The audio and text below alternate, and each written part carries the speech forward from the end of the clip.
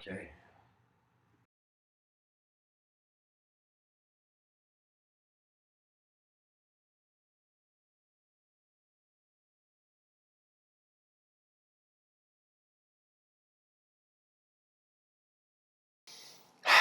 Hello, everyone. Welcome to this morning's episode.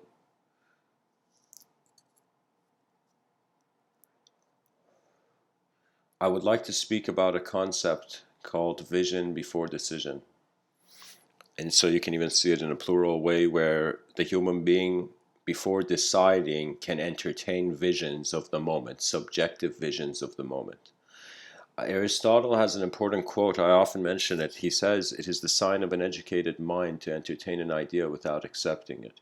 What does that mean? That means in every moment of our existence where there is the emergence of an idea, we can watch it before, in some sense, responding to it and decisively reacting to it. In the subtitle, I've titled "Conscious Piloting."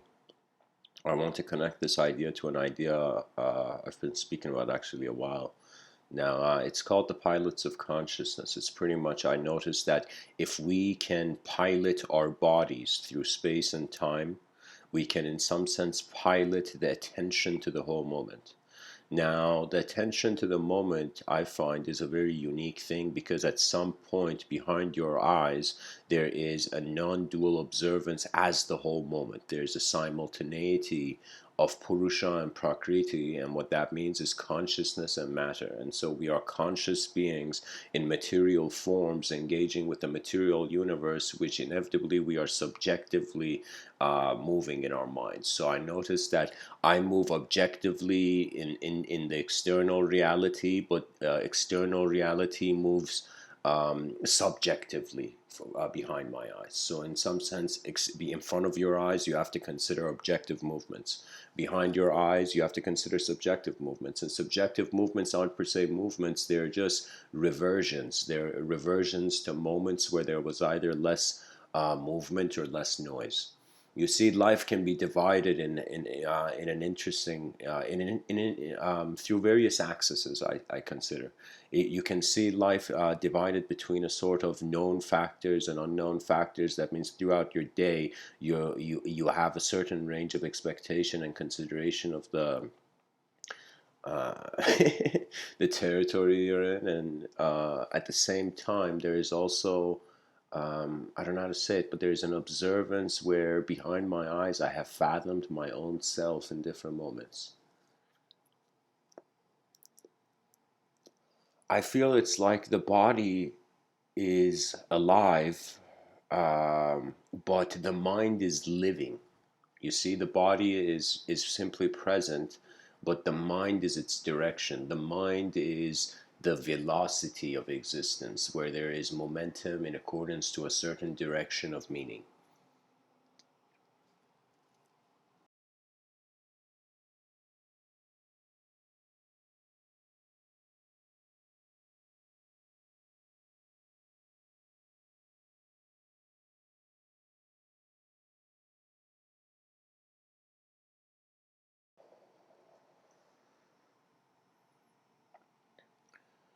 There are some decisions, of course, which are prior to objective decisions, and it's already deciding how to envision something. For example, when I see this, the title here, Vision Before Decision, before I speak, there is a sort of image that arises. And when I can acknowledge that the image can be stationary, I can always refer back to it, you know? So, in some sense, there is vision before decision. What we do with that vision is, in some sense, how I'm saying in 2020, especially, we are creatures that can consciously pilot. We can pilot our consciousness. And so we have been so stuck on thinking that we're purely material beings that any sort of immaterial consideration of a sort of other has been pushed aside. We have pushed aside the deepest questions of the mind because we think we're just matter. Isn't that kind of hilarious for a species?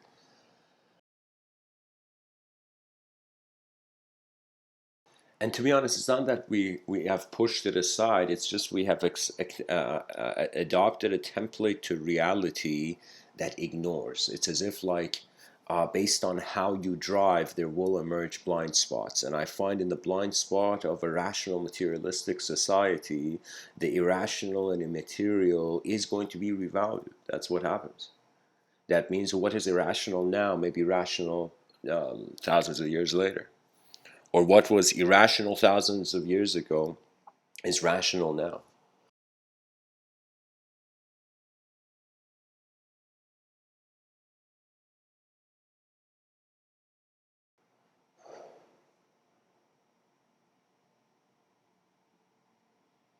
Jonathan Swift tells us vision is the art of seeing what is invisible to others.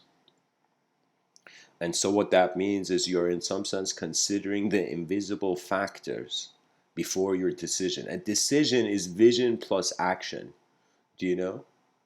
Vision is just, you can say a decision is embodied vision. But a pure vision is just awareness. You see, life emerges as either an awareness for you, or it emerges as a solidified self that leads to the awareness.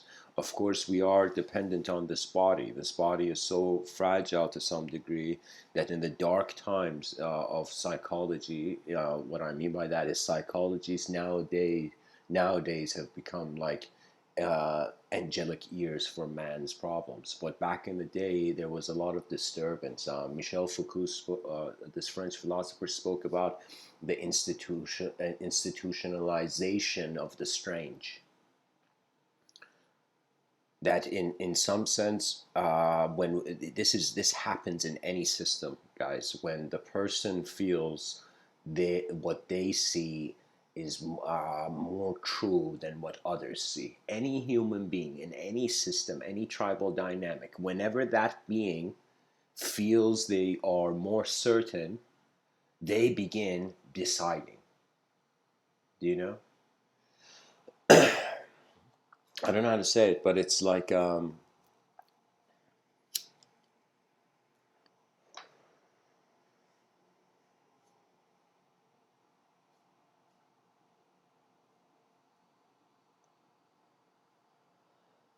this relationship of vision, this relationship of externalizing our inner visions, which become our decisions.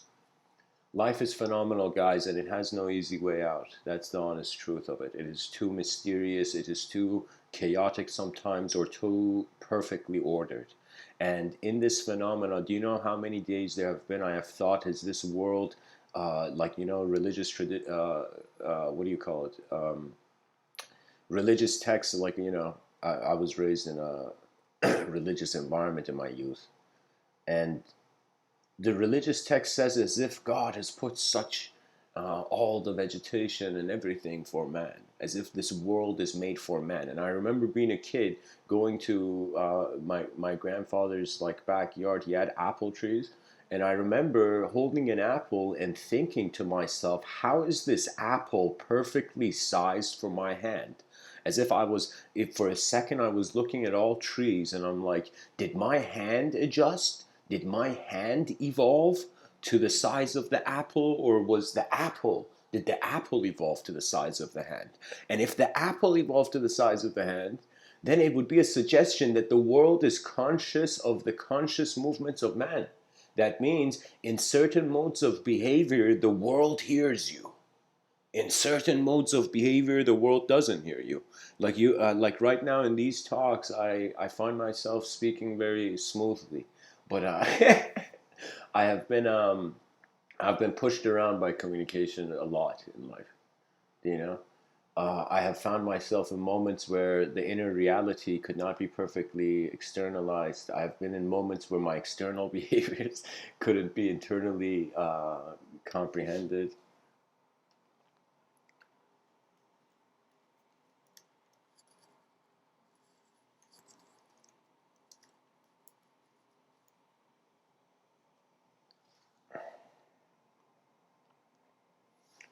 It's strange, but I find that really. the mystical, what is it? It's as if like human beings have already entered certain sets of programs, and when they awaken in their conscious activity, that program is influenced by the subconscious. So this is a cool idea, actually. Let me say it. If I ask you who is running your life, who is running your life in this moment, what would you say? You would say me. Most people say me. I am running my life. I'm running here in this temporary world, man. You know? So, okay, if you are running your life and you wondered about what is that you,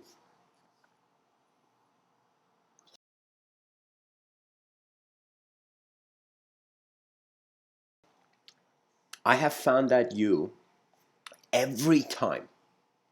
Every time in my life, I have tried to grab the collar of my conscious existence. Imagine you see a movie, somebody owes you money, like somebody owes money, and the guy grabs his collar. He's like, "Where's my money, man?" You know. And I've had moments where I've been in the moment, and I've simply like tried to grab the collar of my consciousness, and I'm like, "Where are you, man? Where is it, man?" And I will tell you, I have always realized it is like a dance. The subjective realm has a novelty to it that how you enter it evokes it. How you enter the moment evokes it. So what does that mean? That means through various moments in my life where that mystical kind of intuitive sensitivity has arose, I have noticed that it has been it's as if it's kind of like a time machine, but for the psyche of man. In the sense that every moment has a unique archetype. It's like, think of it this way: the surface of this world has elements that everywhere you walk, at least tiny bits of those elements are hitting your foot. So that means in various moments you're standing in various places. Similarly, I'm saying in the psychology of man, with the same kind of my method is, I'm kind of making the subjective realm similar to the objective realm, simply because we can explore it. If I make the subjective realm too void, I mean, what's the point? It's like, how can we measure emptiness? So what I'm saying is every moment has a sort of psychological position. It's like its own psychological lock and its own psychological key.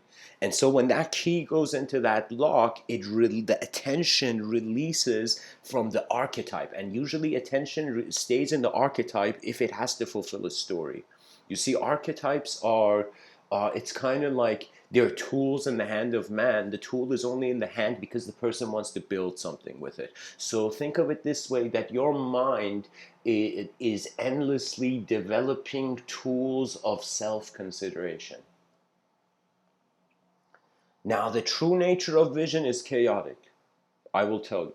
Mysticism is not for the faint of heart. It's not trying to run into happiness. I will tell you, this existence is a chaotic condition. And the more laps you take around the sun, that chaos will become real for you. How the fragility of the human position. It's like the child being in a simulation. The youth are in simulations of their own pleasantness. As they, in some sense, look at the world, they will see its rough side. And what that means is, it's very fascinating, because I have always seen this. It's nature, guys. It's like there is a natural balance to the archetypes that are present in a moment.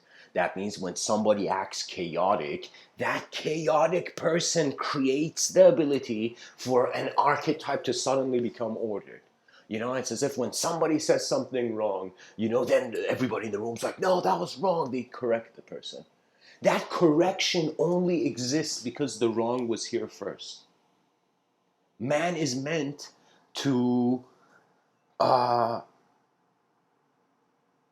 it's a very big question, that do we evolve? Are we conscious of our evolution, or is evolution something seen from a further scope? It's like, can only a transmigrating soul know it's a transmigrating soul? Do you see what I mean? Like, at some point, reality comes in. For me, the basic thing that kind of fascinated me, I realized language is being filled up by the user.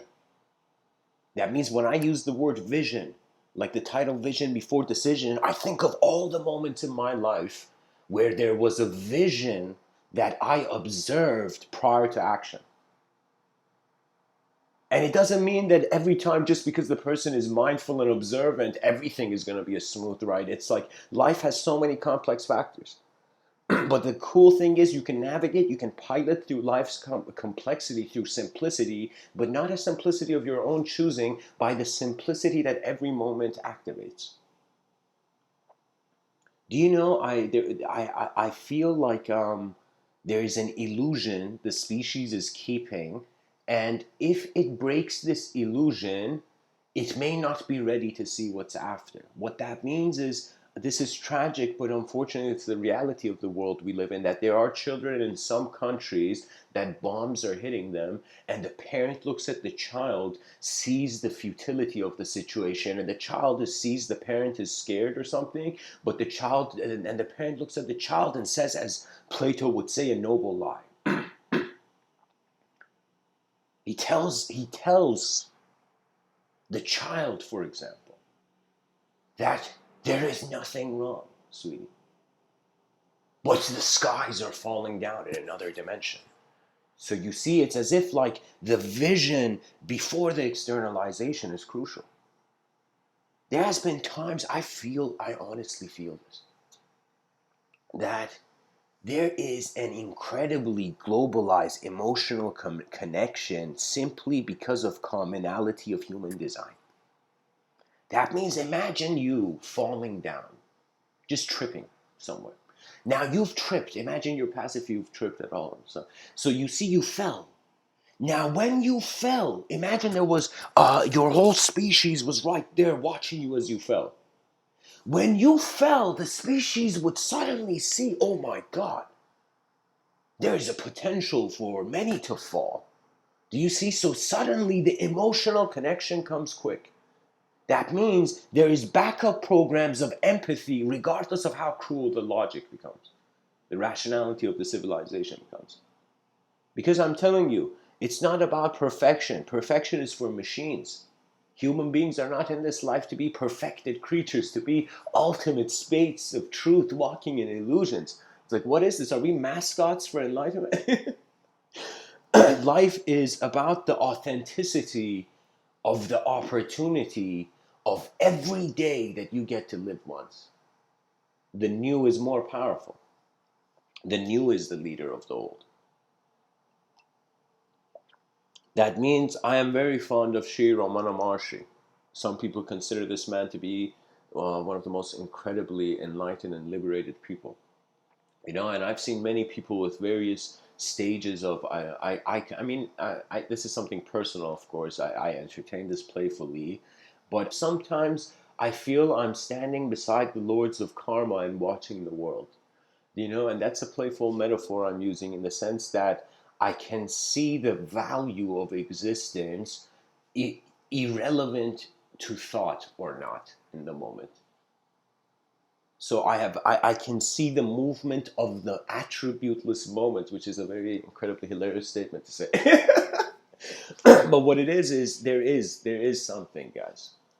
There is something occurring on this planet that is the integration of an inner.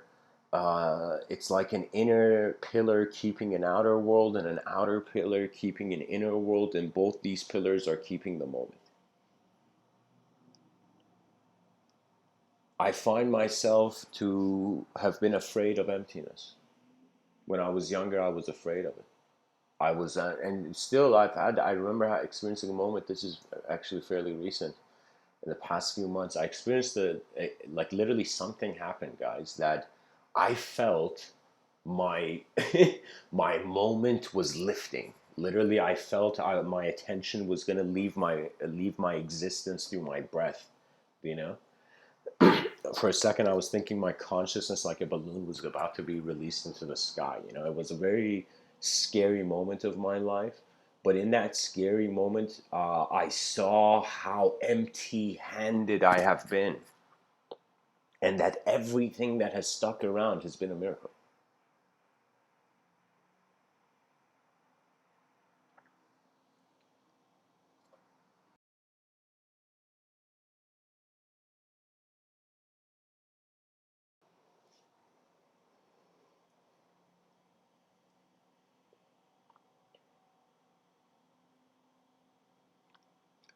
By the way, guys, welcome to the talk in the chat.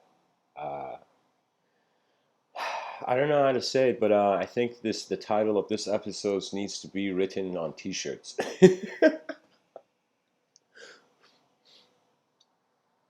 Vision before decision. Be aware of the world that is moving. Be aware of the systems that are active, and then become activated. I remember my uncle, who is one of the most profoundest atheists, you know, kind of I've seen, and he's an incredibly smart man. He would play chess with three people at the same time without even looking at a chessboard, like while reading a book or something. And I remember he told me once that uh, in an emergency, take one step back and then engage. And I don't know why that simple advice and common advice was so life changing for me, you know? Because it made me look first and then act. As if many of us feel too judged to look for ourselves at the situation. Just try it out, guys. I'm telling you. Just live one day where anything that happens, if somebody runs up to speak to you, or if suddenly something has, enter the moment, look at the whole moment, contents of the whole moment, then speak. Then engage. My grandfather also told me something hilarious, similar in these lines.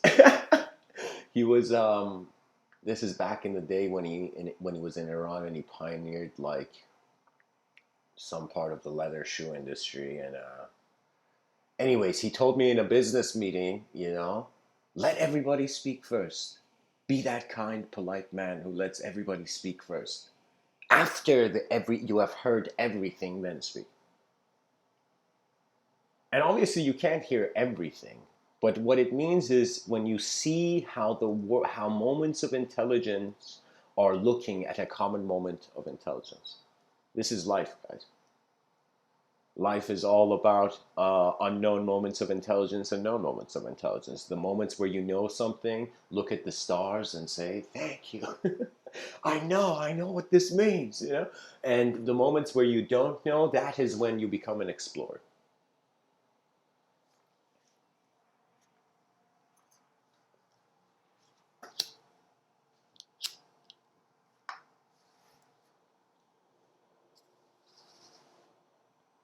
This conscious piloting, guys, this idea of the pilots of consciousness, the language threshold, this is pretty much where my life force has been directed.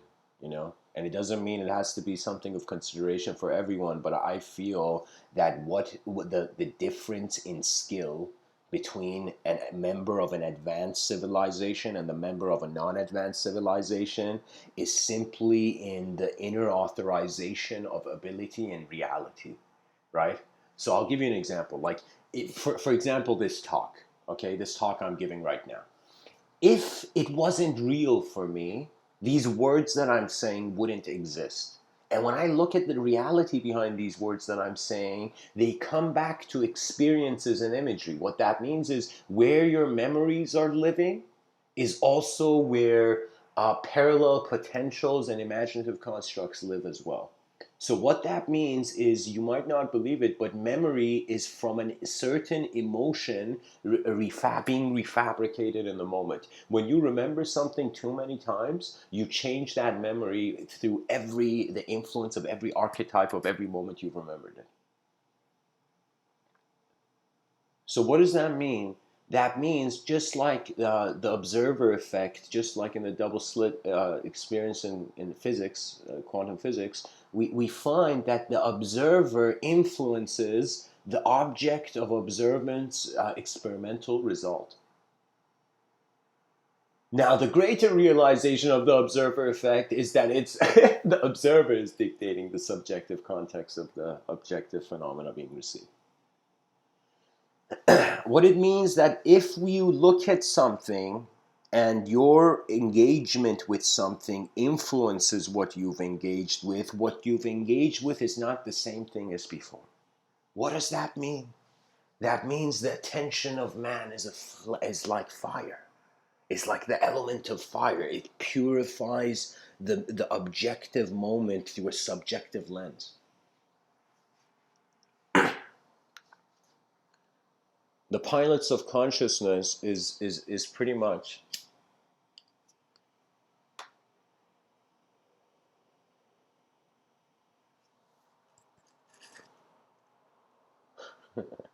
nice, nice. So welcome to the chat, Ivan. I totally agree. Exactly. We are our archetypes, our identities are like those boats.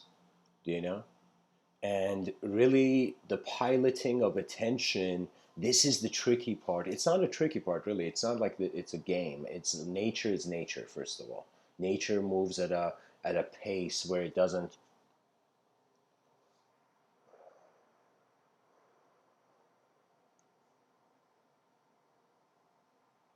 Somebody once told me nature never hurries. And it is so true. Nature doesn't react to time as savagely as man. Nature accepts the moment.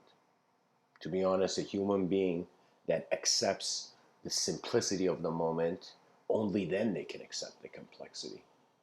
If you can't accept simple states of being, you can't even enter complex states of being, you know?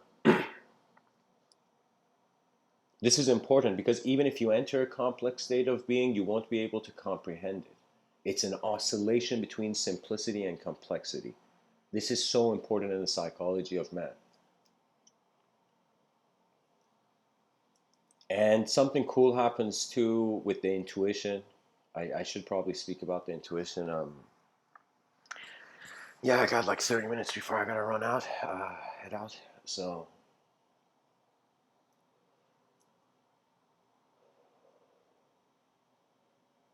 I will say it.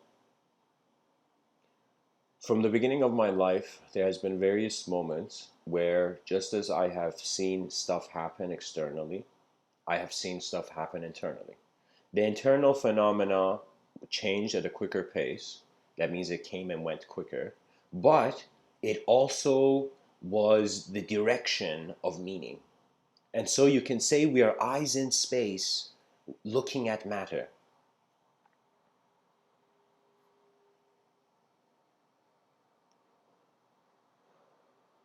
And so the interpretation of matter, I see what it is, guys. We have to become responsible for our own meaning. And that responsibility for our own meaning arises from acknowledging our own unknown. What does that mean? That means finding a moment where you're alone with the cosmos. And you're like, okay, my mind is roaring intelligence in this empty space, in this empty field.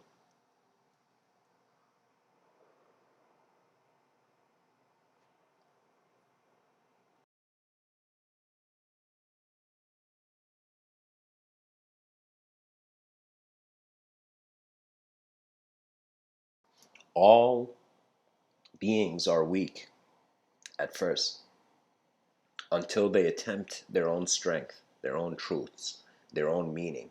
They follow their own mysterious questions and suddenly see the cosmos is like, yo, this human being is asking new questions. Let me direct him to a better karmic outcome. Oh man.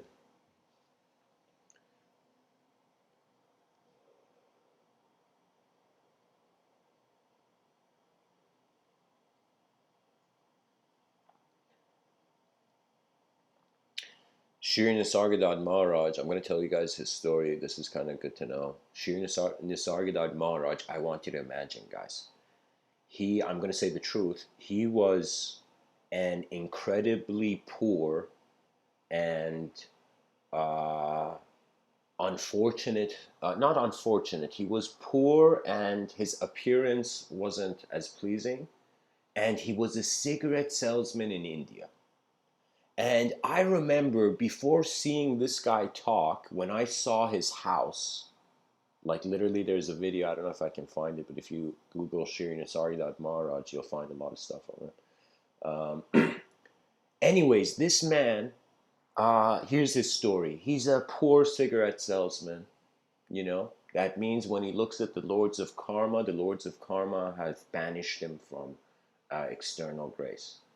Some human beings have karmic cycles where life is holding back a lot from them because later on it's going to give them a lot, you know. So, anyways, Shri Nisargadatta Maharaj, he's the cigarette salesman, but he's an honest, simple man. As if life has occurred for him without the blessing of wealth in a way where his humility has been understood. That means he has walked in the dirt to know now what it means to walk in halls of glory, you know.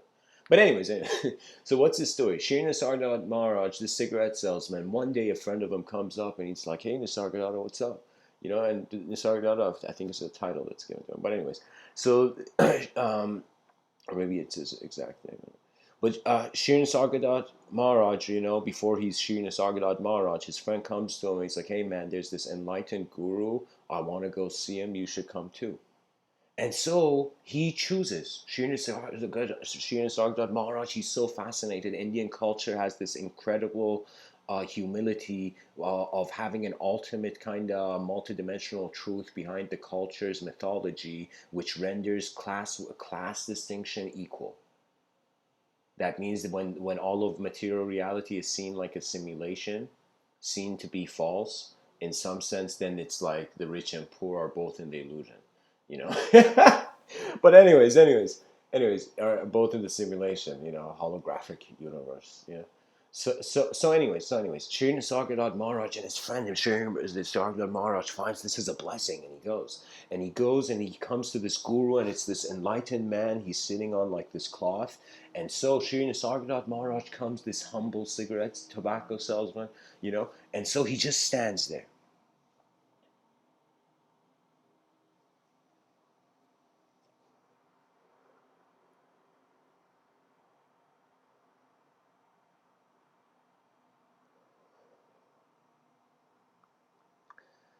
The man looks at Sri Nisargadatta Maharaj, gives him one instruction, as I remember. He tells him, study the moment, study every moment.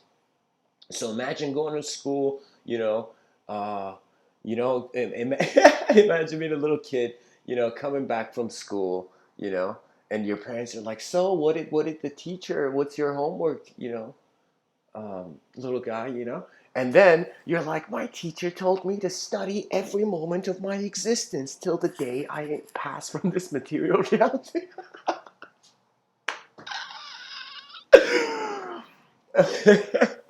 Anyways, that was the intensity of the remark the guru made to Shri Nisargadatta Maharaj. I'm just trying to show that he said, study every moment, study yourself, study every moment of your being.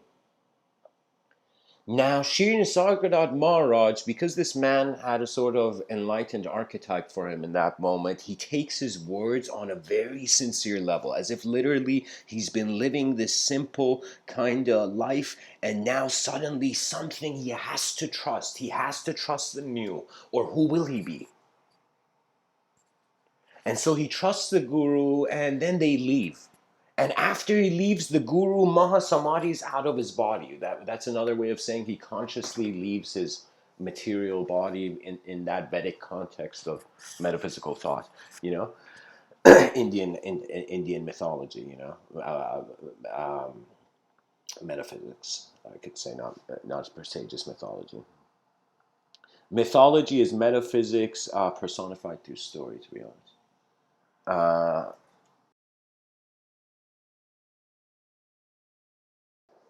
anyways, Shri Nisargadatta Maharaj comes back, and he starts every moment in his lunch break after selling. From every moment he's doing a deal, everything. It's as if he has become the silent observer to all the objects and subjects of phenomena. And here's the cool thing: it's natural, guys. If you just are observant of objective phenomena on a very high level, you will instantly become observant of your subjective realms.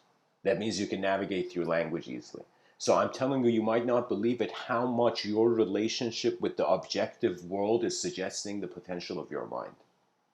And so Shri Nisargadatta Maharaj, somehow that guru managed to give him a mirror. You see, the greatest teachers of this world don't teach anything because they don't want to take away. They don't want to take away the journey of the student. Do you know? That's the issue with the educational system. They don't just take away the own mysteries of the child's mind. They just shape the child's mind so its mysteries are limited.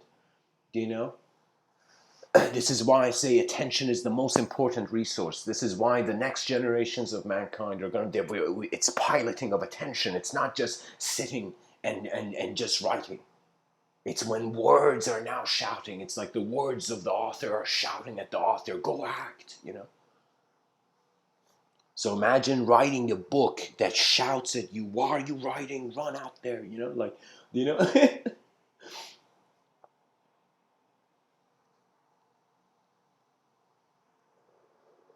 Shri Nisargadatta Maharaj starts studying every moment. Every moment he finds, eventually I find what happens is he activates the inner will's potential.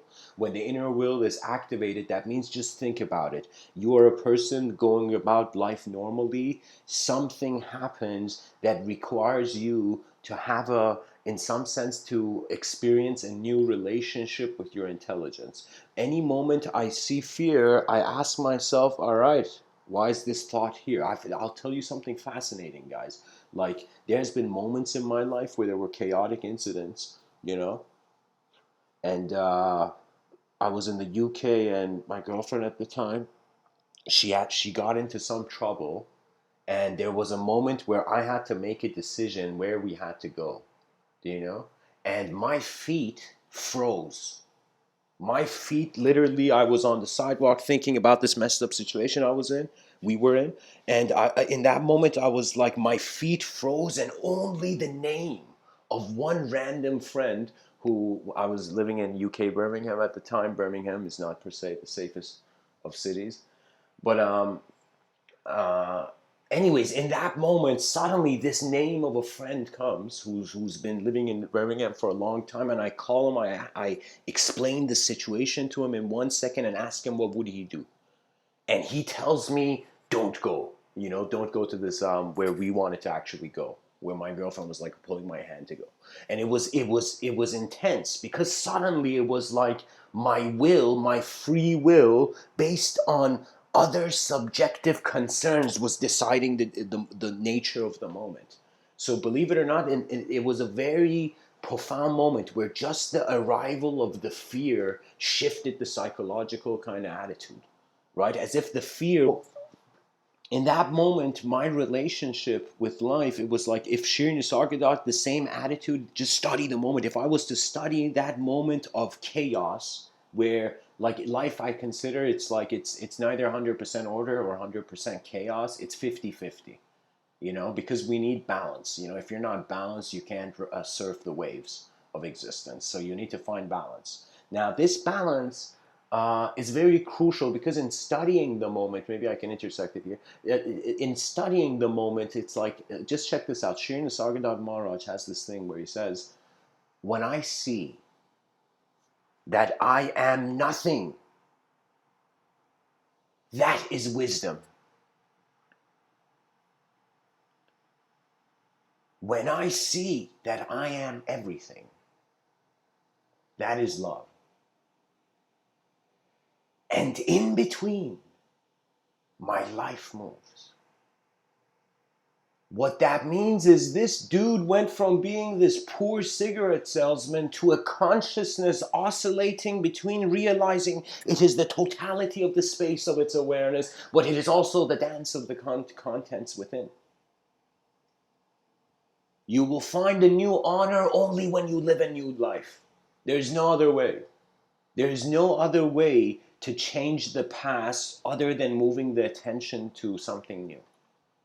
And I will tell you that we are all just empty-handed beings, and moment by moment, ideology is being thrown in our hands, and we throw these ideas at each other, thinking that we're only creatures of subjective existence.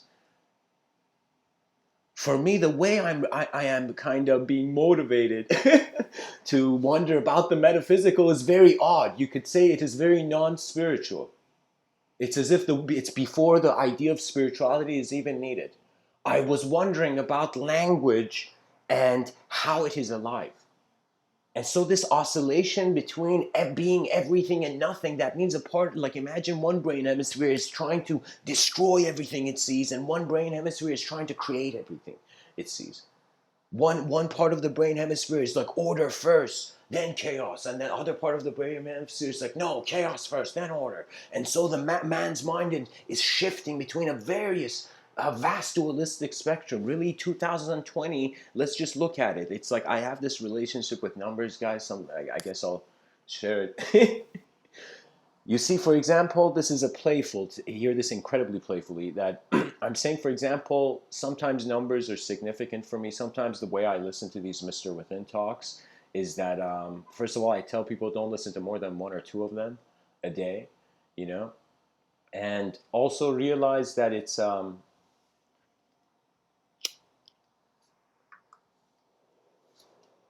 I sometimes look at my clock and the number that's there, I go and listen to that talk, and I don't listen to it to get it's just I listen to it as if I'm listening to birds chirping on the tree. Do you know, this is, there's a way you listen where you expect, and there's a way you listen where it's unexpected, you know? And that's the best way to listen. I'm telling you, there's something that silliness provides that many states of mind do not. And it's a paradoxical contentment, at least. You know, because the paradox can freak out people, guys. And there's a lot of paradoxes. Anytime you become aware of imagine right now the opposite in this moment. This is something I tell people to do, and it makes your life a bit easier. Just sit down, you know, and for 1 second, just close your eyes and wonder what or not even close your eyes, just have your eyes open and imagine in the room standing beside you is your greatest self. Your greatest self. Now, you may say, I can't imagine my greatness. You may feel you're so great, you know? I'm so great, I can't even imagine my greatness. But what I'm saying is, you just observe, try to wonder about what the greatest sense of self of this moment would be, and wonder about what the worst self, and look at both of them, accept them, and bow to both of them, then live. Then continue living. Bow to the weakest self and bow to the strongest self that arises. That means be comfortable with the shift of archetypal value throughout the day as you go through various environments and various ideas emerge. I'm telling you, there's two ways of seeing. There's a way with the two biological eyes, and usually what's seen with the biological eyes translates into dualistic subjectivity. But there's a way where it's seeing not with your eyes, but being aware that the moment is aware. That's it. You know, Satchid Ananda, this it's a very sacred state, and what it is conscious existence is bliss. When you realize how consciousness is being existence, that means Sri Nisargadatta Maharaj thought he was a cigarette salesman, thought he was, in some sense, like a poor man living a poor life, crushed by the misfortune of life, only to realize no, he is the unknown attention oscillating between various realities. I am saying that that's the next, these are symptoms that the language of the civilization is evolving. Our relationship with language is evolving. It's like, I'm getting too excited.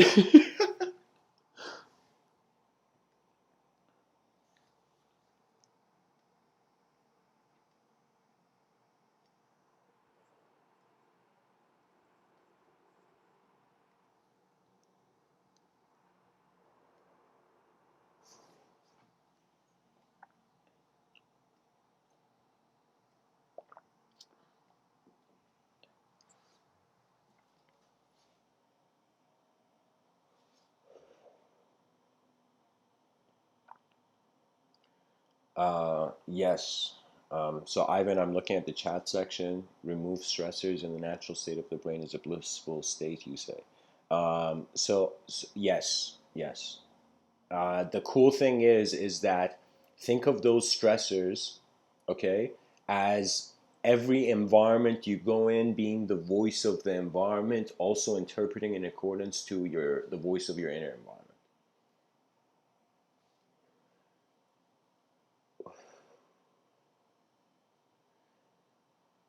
Okay, this is an incredible topic. Uh, let, so guys, let's. I don't have that much time. So Ivan, I'm just going to give a quick response. You bring an incredible point, but let me tell you, you cannot be. You have to choose the state where your mind works efficiently in, and what that means is, for me, sometimes stress is of course there, but when there's something more important, my attention doesn't even go on the stress.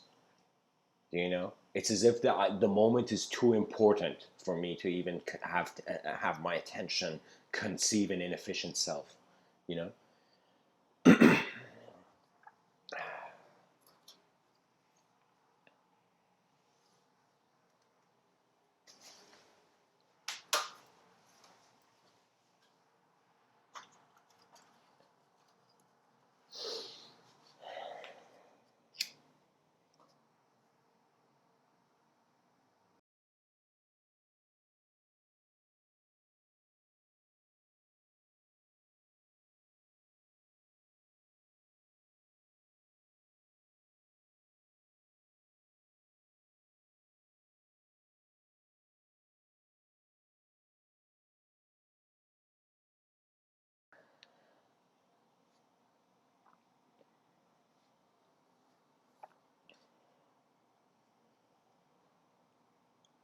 vision before decision, freedom before discipline.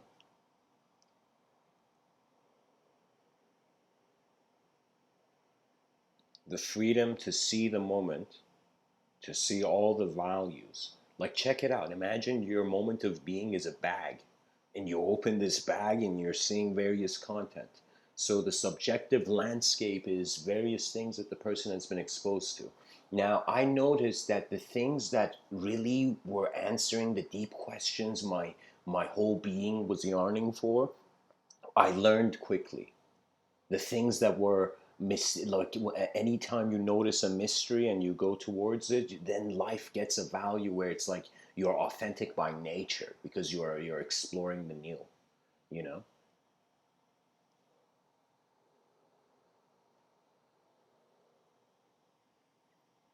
I find in a classroom a group of like a football team, okay, whether you're European or American, you can choose what kind of football you're holding, you know. But but the thing is, like, imagine that coach imagine that coach looking at the football team and being like, all right, what goddamn story are these kids going to require to understand that they got to go at full effort? And you know, they're like, imagine the coach says, like, I don't know, he shouts victory three times like a barbarian, and the team is like inspired somehow, you know? But what I mean is, the story you give will suggest the ability. The character you think you are in the story, if you think you're a side character, life will always push you to the side. If you think you're the main character of your moment of being, life will center things around you. But even if you think you're a character, Mr. Within is saying, like, I'm telling you guys, like, there's more to life than just the character and the story it finds itself in. You know, it's like the ability of man to have, to be able to, freedom from environment means also freedom from the subjective implications of the environment.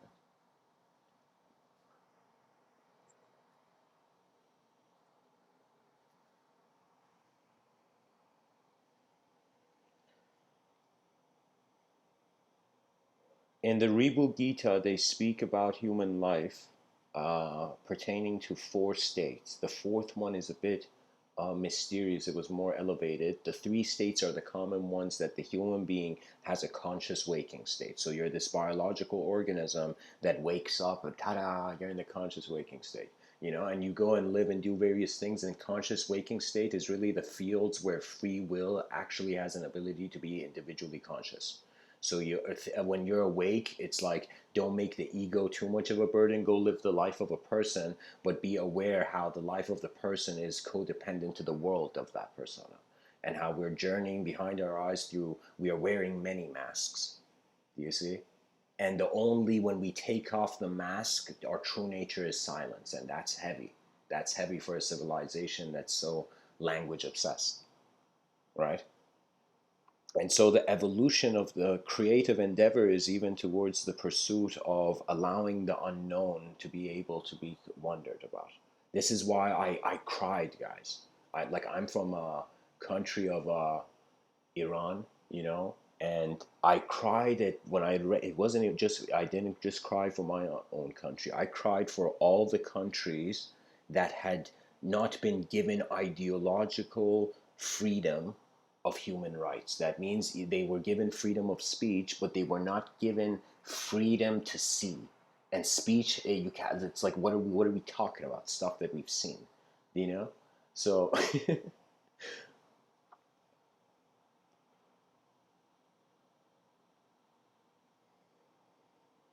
life can be simpler than it is complex, and life can be more complex than it is simple. That's why we pilot. So the states. So there's the waking state, and then there is the dream state. Imagine you having a dream. Now imagine you moving in that dream. I'm waking up and being like, "Whoa, did my mind just create a body for me in my sleep?" Like, you know. And and then there is the deep sleep state, the state of absence. The absence of intelligence is also an intelligent state. Ironic, isn't it? But so these three states are natural. The human being is going through these, as the Rebhu Gita is suggesting. But the Rebhu Gita said there was also the fourth state, which was the witness within all these states. The fourth state was the unchanging part of the intelligence that is here to be something, you know. So it's like we got to realize it. Okay, think of it at first, energy. Okay, then the solidification of energy into forms, then the solidification of energy into intelligent forms. Okay, now this intelligent solidification of energy is wondering what it is, so it's realizing it's the solidification of energy, and energy didn't have a story, That's why energy cannot be created or destroyed, because energy is the god of the material realm.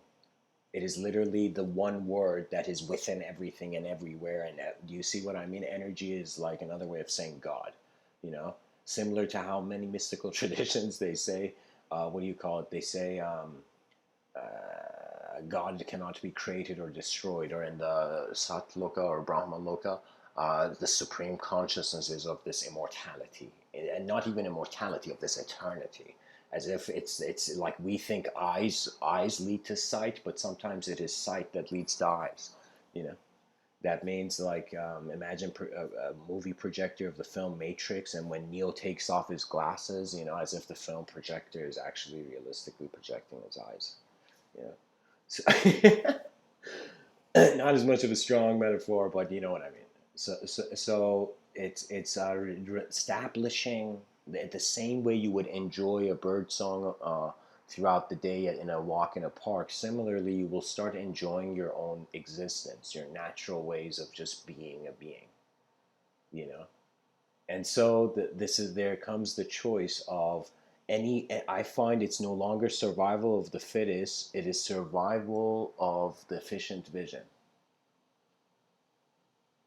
And that efficient vision is realizing, like, it's like I totally got it, why love is being preached by many institutions in the world, like global, like caring, you know. And I realize it's simply because, like, we need to trust the space to be free in it, you know. And love is a state of trust, of like a trusted agreement, you can say, but it's more deeper than that, of course. So anyways, guys, I gotta head out, but thanks for tuning in. One thing I gotta say, in this picture, I chose a picture of a plane, because just like a plane, we're in a plane of existence. And so it's like an attributeless presence of attention is piloting a conscious moment that in some sense moves through various formations, So that fourth state is like they're projecting the three states, you can say, strangely. But anyways, guys, thanks for tuning in. And an instant of vision before decision could change how the decision is envisioned. You know? It can change. It can change many things. Just look at the world. Look at what is, and then wonder about various dualisms that gain momentum. So thanks for tuning in, guys. Much blessings and namaste.